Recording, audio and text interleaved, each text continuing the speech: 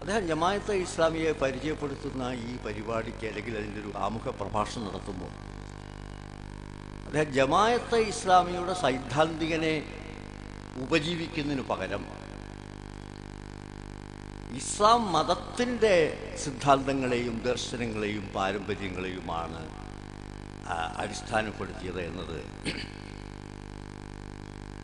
നിങ്ങൾക്ക് നിങ്ങളുടെ സൈദ്ധാന്തികനെ അദ്ദേഹത്തിൻ്റെ സിദ്ധാന്തങ്ങളെ കൃത്യമായി പറഞ്ഞാൽ മൗദൂദിയൻ ആശയങ്ങളെ അവലംബിച്ചുകൊണ്ട് തലനിവർത്തിപ്പിടിച്ചു നിൽക്കാൻ കഴിയാത്തത്ര ആത്മവിശ്വാസക്കുറവ് വന്നോ എന്നൊരു ചെറിയ സംശയം. ജമാഅത്തെ ഇസ്ലാമിയെ കണിശവും നിശിതവുമായി വിമർശിക്കുന്ന ആശയങ്ങളായാൽ പോലും അത് തൻ്റെ പത്രത്തിൽ, ജമാഅത്തെ ഇസ്ലാമിയുടെ മുഖപത്രത്തിൽ അതിന് ഇടം കൊടുക്കാനുള്ള എന്തായാലും പറയാ അത്ര ഉദാരമായൊരു മനസ്സ് കേരളത്തിലെ മറ്റൊരു പത്രാധിപരും കാണിച്ചിട്ടില്ല, കാണിക്കുകയില്ല. മാർക്സിസ്റ്റ് ചിന്തകൻ, എഴുത്തുകാരൻ, പ്രഭാഷകൻ എന്നീ നിലകളിൽ ശ്രദ്ധേയനാണ് ശ്രീ എം നാരായണൻ. സംവാദത്തിൽ ഇടപെട്ടുകൊണ്ട് തന്റെ കാഴ്ചപ്പാടുകൾ പങ്കുവെക്കാൻ പ്രൊഫസർ എം നാരായണനോട് വിനയത്തോടെ ആവശ്യപ്പെടുന്നു. ഇസ്ലാമിയെ പറ്റി എൻ്റെ നിരീക്ഷണങ്ങൾ അല്ലെങ്കിൽ എൻ്റെ പ്രസ്ഥാനത്തിൻ്റെ നിരീക്ഷണങ്ങൾ എന്ന് പറയുന്നതായിരിക്കും കുറച്ചുകൂടി ശരി അവതരിപ്പിക്കാൻ നിങ്ങൾ എന്നെ ക്ഷണിച്ച് വരുത്തി പറയിപ്പിക്കാൻ. അപ്പോൾ ഈ ക്ഷണിച്ചു വരുത്തിയവരോട്, ആതിഥേയന്മാരോട് കാട്ടേണ്ട ചില അതിഥി മര്യാദകളുണ്ട്. അതിഥികൾ ആതിഥേയന്മാരോട് കാട്ടുന്ന തിരിച്ചങ്ങോട്ടും രണ്ടും ചില സുജന മര്യാദകളുണ്ട്. അപ്പം നിങ്ങൾ എനിക്ക് തന്ന ഭക്ഷണം നന്ന് തന്നാൽ എങ്ങനെയുണ്ട്, നന്നായി എന്നല്ലാണ്ട് അതിൽ ഉപ്പില്ല മുളകില്ല എന്നൊക്കെ പറയുന്ന മര്യാദയല്ല. അപ്പം നിങ്ങളെപ്പറ്റി നല്ലതേ പറയാവൂ എന്നാണ് ഇത്തരമൊരു സമ്മേളനം സംഘടിപ്പിക്കുമ്പോൾ നിങ്ങൾ വിവക്ഷിച്ചിട്ടുണ്ടെങ്കിൽ നിങ്ങൾക്ക് തെറ്റി.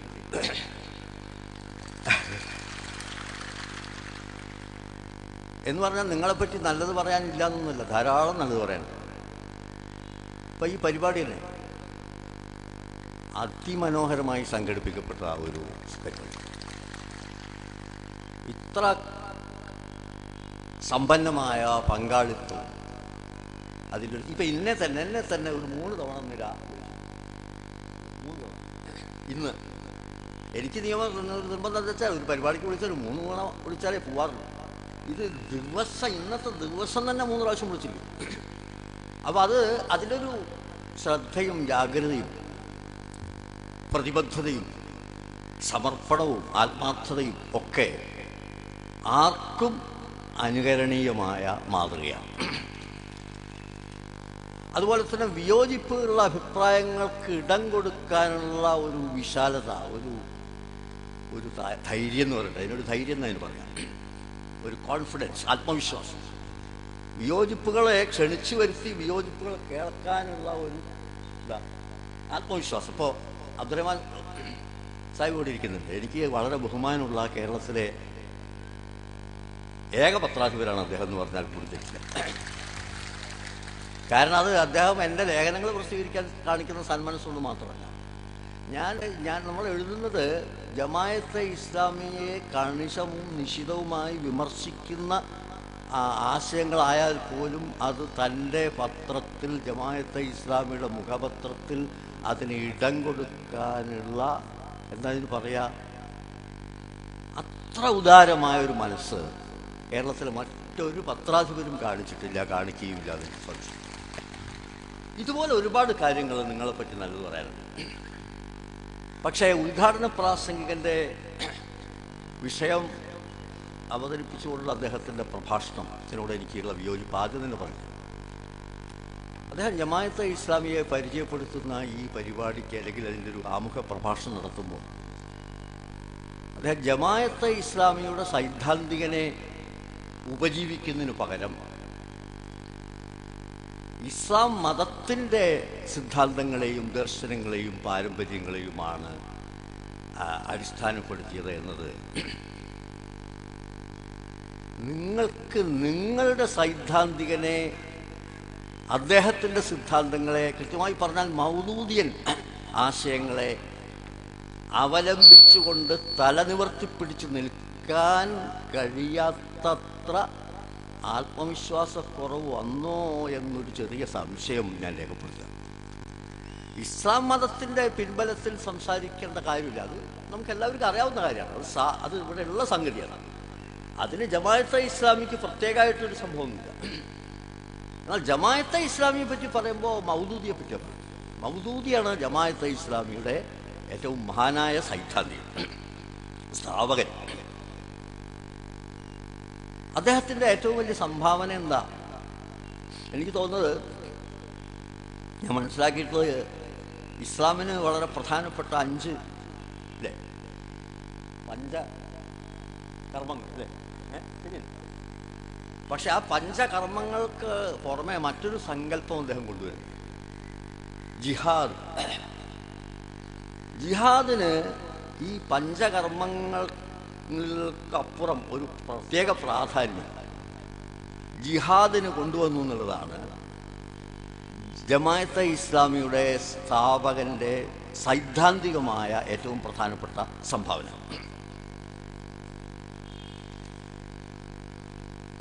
അദ്ദേഹം ഇവിടെ പറഞ്ഞ പോലെ ലാഹോറിൽ 41 ആണ് അദ്ദേഹത്തിൻ്റെ ഈ ആദ്യത്തെ ഈ കോൺഫറൻസ് നടക്കുന്നത്. ലാഹോർ എന്ന് പറഞ്ഞാൽ ആ 1941 40 മുസ്ലിം ലീഗിൻ്റെ സമ്മേളനം നടത്തിയിട്ട് ലാഹോർ പ്രമേയം വരുന്നത് അതേ സ്ഥലത്താണ്. ആ ലാഹോർ പ്രമേയം ലീഗ് രാഷ്ട്രീയം, ആ ലീഗ് രാഷ്ട്രീയത്തിനെതിരായി ഒരു ബദൽ രാഷ്ട്രീയ സങ്കല്പമാണ് വാസ്തവത്തിൽ ജമാഅത്തെ ഇസ്ലാമിയുടെ ആവിഷ്കാരത്തിലൂടെ മൗദൂദി മുന്നോട്ട് വച്ചത്. ലീഗ് മുന്നോട്ട് വച്ച മതരാഷ്ട്രവാദം, ആ മതരാഷ്ട്രവാദത്തെ തള്ളിക്കളയുകയാണ് ജമാഅത്തെ ഇസ്ലാമിയുടെ സ്ഥാപകൻ ചെയ്തത്.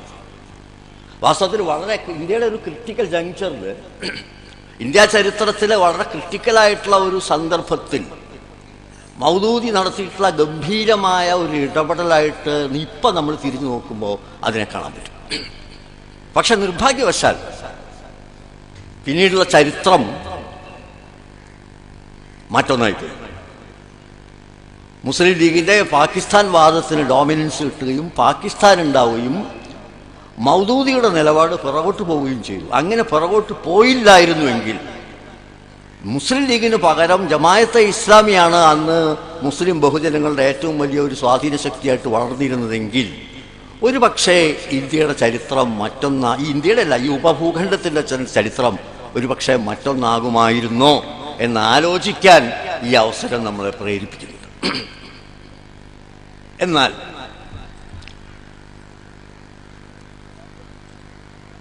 അത് ഞാൻ എൻ്റെ വിശദാംശങ്ങളിലേക്ക് പോകുന്നില്ല, അത് സമയമില്ല, 15 മിനിറ്റേ ഉള്ളൂ. 3 പ്രധാനപ്പെട്ട വിയോജിപ്പുകളാണ് എനിക്ക് എഴുതുന്നത്. 3 പ്രധാനപ്പെട്ട സങ്കല്പനങ്ങൾ. ഒന്ന് സെക്യുലറിസം, മറ്റൊന്ന് ഡെമോക്രസി, മൂന്നാമത്തത് നാഷണലിസം. വാസ്തവത്തിൽ ഇന്നത്തെ ലോകത്തിൻ്റെ ആധാരശിലകളാണ് ഈ 3 സങ്കല്പനങ്ങൾ. ഈ 3 സങ്കല്പനങ്ങളോട് അട്ടിമുട്ടി വിയോജിക്കുന്നൊരു നിലപാടാണ് മൗദൂദി മുന്നോട്ട് വെച്ചത്.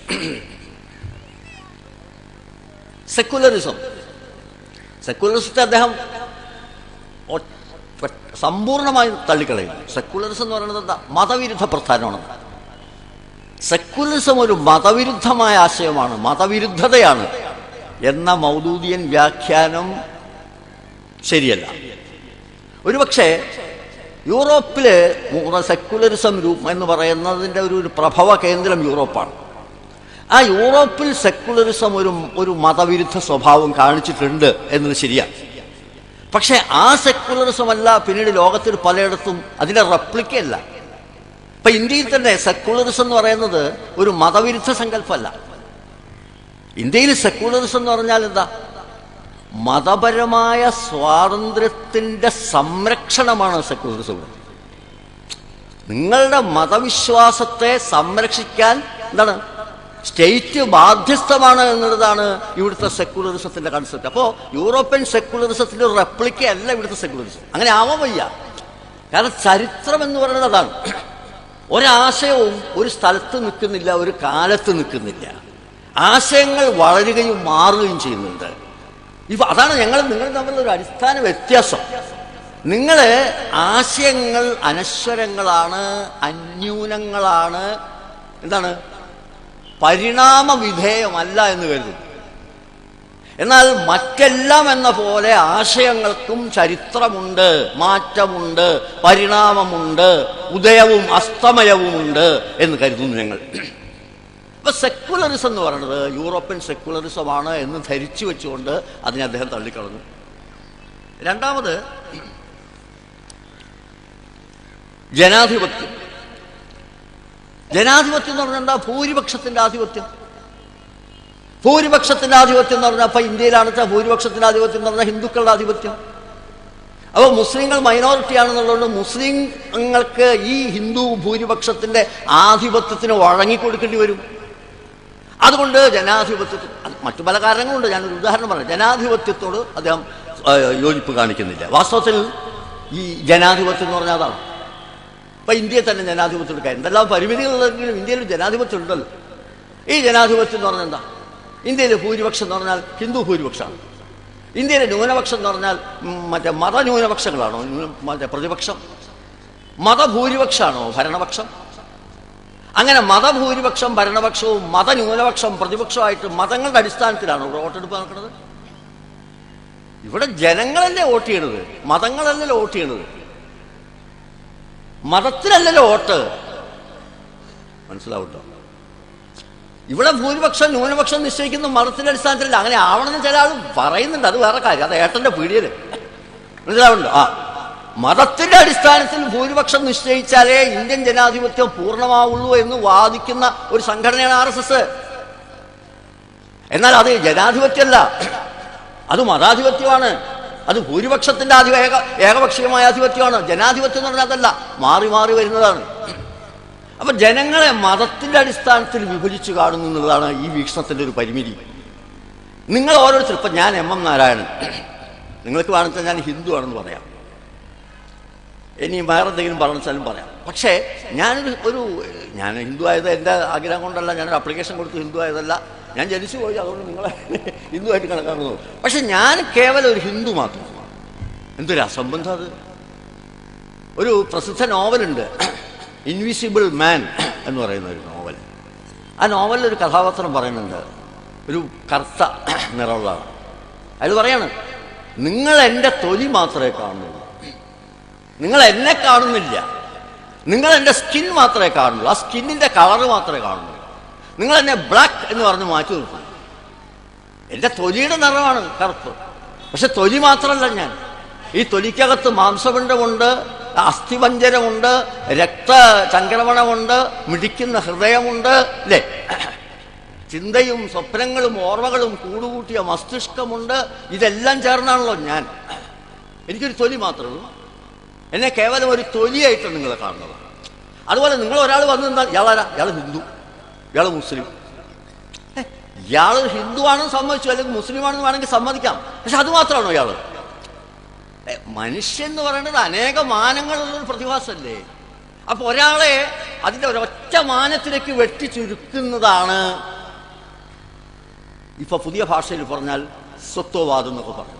ആ സ്വത്വവാദത്തിന്റെ ഒരു തടവറയിൽ നിന്നുകൊണ്ടാണ് ജനാധിപത്യം എന്ന ആശയത്തെ ഏകപക്ഷീയമായി തള്ളിക്കളയുമ്പോൾ മദനി എന്ന് ഞാൻ കരുതുന്നു. മൂന്നാമത്തത് നാഷണലിസം. നാഷണലിസം അങ്ങനെ തന്നെ. അദ്ദേഹം പറഞ്ഞ രണ്ട് കാര്യങ്ങളാണ്. ഒന്ന്, നാഷണലിസം എന്ന് പറയുന്നത് ഒരു പാശ്ചാത്യ ആശയമാണ്. ഇതൊക്കെ പാശ്ചാത്യ ആശയങ്ങളാണ്. അതോ ഓട്ടത്തിൻ്റെ നാഷണലിസം എന്ന് പറയുന്ന പാശ്ചാത്യ ആശയം വാസ്തവത്തിൽ മുസ്ലിം ലോകത്തെ വിഭജിക്കാൻ വേണ്ടി സൃഷ്ടിച്ചതാണ്. കാരണം മുസ്ലിങ്ങളൊക്കെ വേറെ വേറെ രാഷ്ട്രങ്ങളായിട്ട് തിരിക്കുക. അങ്ങനെ രാഷ്ട്രങ്ങളായിട്ട് തിരിച്ചുകാരും പറയുന്ന നാഷണലിസത്തെക്കുറിച്ചുള്ള വ്യാഖ്യാനത്തെ അപ്പടി സ്വീകരിച്ചുകൊണ്ടാണ് നാഷണലിസം എന്ന ആശയത്തെ തന്നെ തള്ളിക്കളഞ്ഞത്. ഞാൻ അവസാനിപ്പിക്കുകയാണ്. അദ്ദേഹം പാകിസ്ഥാൻ വാദത്തെ എതിർത്തു. പക്ഷെ പിന്നീട് അദ്ദേഹം പാകിസ്ഥാൻ എന്നെ അംഗീകരിച്ചു. പാകിസ്ഥാനെ അംഗീകരിച്ചുകൊണ്ട് അദ്ദേഹം പറഞ്ഞൊരു കമന്റ് ഞാൻ വായിക്കാം. Since by God's will I was born in this particular nation and belong to it. It is but natural for me to wish and pray that my nation should have the proud privilege of leading the Islamic revolution in the present day, of being the first of the nations to adopt Islam in its totality, and to set up a model Islamic society which should serve as an example and a beacon for the rest of mankind.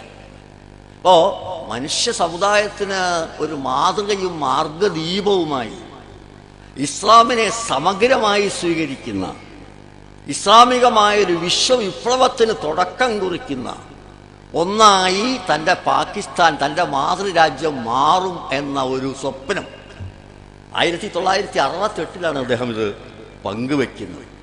പക്ഷെ അദ്ദേഹത്തിൻ്റെ സ്വപ്നം വളരെ ശിഥിലമായി പോയി.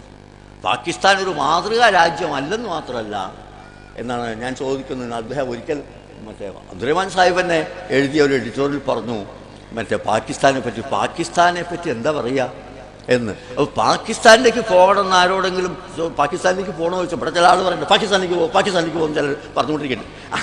ഇത് കേട്ട് പാകിസ്ഥാനിലേക്ക് പോകണമെന്ന് സാധാരണഗതിയിൽ ആരും ആഗ്രഹിക്കില്ല. അങ്ങനെ അഭികാമ്യമായ ഒന്നല്ല ഇന്ന് പാകിസ്ഥാൻ പൗരത്വം എന്നത് എല്ലാവർക്കും അറിയാം. വലിയ സംഘർഷം, എല്ലായിടത്തും സംഘർഷമുണ്ട്, എല്ലായിടത്തും പ്രയാസങ്ങളും പ്രശ്നങ്ങളുമുണ്ട്. പക്ഷേ പടപടിച്ച് പന്തളത്തി എന്ന പന്തം കൊളുത്തി പട എന്നുള്ള സ്ഥിതിയാണ് പാകിസ്ഥാനിലുള്ളത്. പാകിസ്ഥാനെക്കുറിച്ച് മൗദൂദി കണ്ട സ്വപ്നങ്ങൾ മുഴുവൻ തകർന്നുപോയി എന്നുള്ളത് മനസ്സിലാക്കണം. ഇനി ഒന്നുകൂടി പറഞ്ഞ് ഞാൻ അവസാനിപ്പിക്കാം. അദ്ദേഹത്തിൻ്റെ മറ്റൊരു പ്രധാനപ്പെട്ട സിദ്ധാന്തമാണ് ഡിവൈൻ സോവറിൻ എന്ന പരികല്പന, ദൈവിക പരമാധികാരം. ദൈവിക പരമാധികാരം എന്നുള്ളത് വളരെ പ്രധാനപ്പെട്ട അദ്ദേഹത്തിൻ്റെ ഒരു സിദ്ധാന്തമാണ്. അത് തീർച്ചയായിട്ടും ഇസ്ലാമിൻ്റെ തന്നെ വൈജ്ഞാനിക ധാരയിൽ നിന്ന് എടുത്തിട്ടുള്ളതാണ്. ദൈവമാണ് പരമാധികാരി, ദൈവമാണ് നിയമനിർമ്മാതാവ്, ദൈവമാണ് ഭരണാധികാരി, ദൈവമാണ് നീതി നടത്തുന്ന ആൾ, എല്ലാം ദൈവമാണ്. ദൈവം പരമാധികാരിയാണ്. ഞാൻ അതിനെ ചോദ്യം ചെയ്യുന്നില്ല. പക്ഷെ അങ്ങനെ ദൈവം പരമാധികാരിയാണെങ്കിൽ പിന്നെ ദൈവത്തിൻ്റെ നിയമം നടപ്പാക്കാനും ദൈവത്തിൻ്റെ ഭരണം നടപ്പാക്കാനും വേണ്ടി നമ്മളെന്തിനെ ബുദ്ധിമുട്ടണം എന്നുള്ളതാണ് എനിക്ക് മനസ്സിലാവാത്ത കാര്യം. എല്ലാം ദൈവത്തിന് അത് കഴിയുന്നുണ്ടെങ്കിൽ കൊണ്ടുവരുന്നതിനൊരു പൊളിറ്റിക്കൽ പാർട്ടി വേണം എന്ന പൊളിറ്റിക്കൽ ഇസ്ലാമിൻ്റെ സങ്കല്പവും തമ്മിൽ അഗാധമായ പൊരുത്തക്കേടുണ്ട്. ഈ പൊരുത്തക്കേടിനെ അഭിസംബോധന ചെയ്യാതെ ജമാഅത്തെ ഇസ്ലാമിക്ക് അതിൻ്റെ അസ്തിത്വത്തെ ന്യായീകരിക്കാൻ കഴിയില്ല എന്ന് മാത്രം പറഞ്ഞുകൊണ്ട് നിങ്ങൾ തന്ന ഈ വലിയ അവസരം, ഞാനിത് വരുന്നതിനാ വെച്ചാൽ നിങ്ങൾ ധാരാളം ആളെ കൂട്ടിത്തരും, എനിക്ക് വലിയ ചിലവൊന്നുമില്ല, എൻ്റെ കാര്യം എനിക്ക് പ്രസംഗിക്കുന്നില്ല, ഇതെന്തൊരു സന്തോഷമുള്ള കാര്യമാണ്. അപ്പം അതിന് നിങ്ങളോട് നന്ദി പറഞ്ഞുകൊണ്ട് ഞാൻ അവസാനിക്കും.